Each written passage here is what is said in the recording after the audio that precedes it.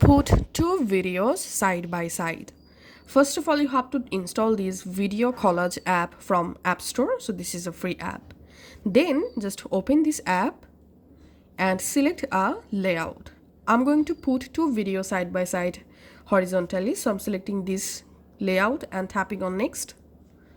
And here, let's add our first video. So this is my first video. You can crop the video from here and tap on choose. And let's add our second video. The same way I'm selecting my second video. So this is my second video, tapping on choose. And then just tap on export. And select the video output resolution. I'm selecting here 480p, for example. And it may take some minutes to export the video in your Photos app. Once the photo saved, go to your Photos app.